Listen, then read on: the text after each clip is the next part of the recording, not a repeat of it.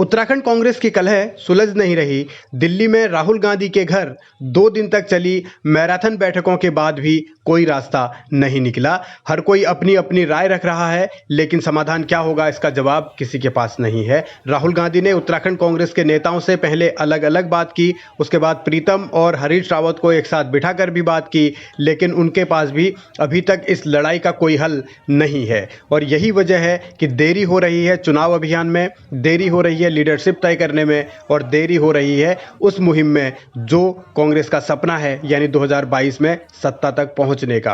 अब कैसे ये पूरी की पूरी लड़ाई कांग्रेस लड़ेगी जब आपस में ही पार्टी के नेता लड़ रहे हैं, एक दूसरे के खिलाफ अलग अलग बातें कही जा रही हैं। और खबर तो ये भी है कि हाईकमान तक हर कोई एक दूसरे की कमियां पहुंचा रहा है, और इसी वजह से अब पार्टी का जो नेतृत्व है, जो आला कमान है, वो भी नहीं समझ पा रहा कि इस झगड़े का हल कैसे निकले। और इसी कोशिश के बीच पार्टी के नेता यानी कांग्रेस के नेता ये स्वीकार करते हैं कि गुटबाजी उनके यहाँ है, लेकिन वो अपने यहाँ की गुटबाजी से ज़्यादा बीजेपी की गुटबाजी बड़ी दिखाते हैं। देखिए, गुटबाजी हर दल में होती है, जिनका प्रदेश में भी बहुमत है, केंद्र में भी बहुमत है।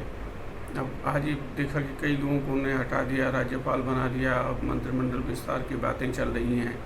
गुटबाजी भारतीय जनता पार्टी में वहाँ वरिष्ठ नेताओं की उपेक्षा करके जिस तरह से अच्छा है युवा मुख्यमंत्री बनना चाहिए, लेकिन वहाँ तो पता चला कि 35 विधायक जो है वो दिल्ली दौड़ लगा रहे थे कि साहब ये गलत हुआ फैसला।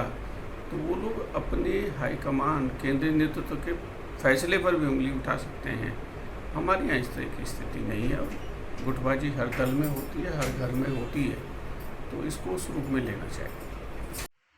कांग्रेस में गुटीय संतुलन बन नहीं रहा, जिसकी वजह से पार्टी की सियासी सेहत भी लगातार खराब हो रही है, कमजोर हो रही है। अब चुनौती 2022 विधानसभा चुनाव की है, तो संगठन की मजबूती के बिना उस चुनौती से पार पाया नहीं जा सकता। इसीलिए हरीश रावत का खेमा चाहता है कि उनके किसी करीबी को संगठन की कमान सौंप दी जाए, प्रदेश अध्यक्ष बना दिया जाए, ताकि 2022 में सत्ता तक पहुंचने का सपना साकार हो सके।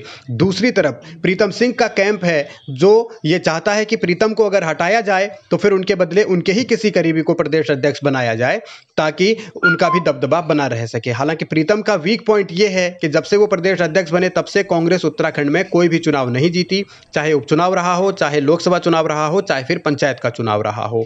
वैसे प्रीतम सिंह और इंदिरा हृदयेश की जोड़ी टूटने के बाद ये भी सवाल उठे कि क्या प्रीतम सिंह अब पार्टी में कुछ कमजोर हुए हैं, क्योंकि प्रीतम और इंदिरा एकजुट होकर लड़ते थे, अपने विरोधियों को जवाब देते थे। मगर इन सब हालातों के बीच एक आरोप प्रीतम सिंह पर यह लग रहा है कि क्या उन्होंने प्रदेश का मुखिया रहते हुए संगठन की मजबूती के लिए कोई बड़े कदम उठाए, क्योंकि अगर संगठन मजबूत होता तो शायद आज ये नौबत नहीं आती।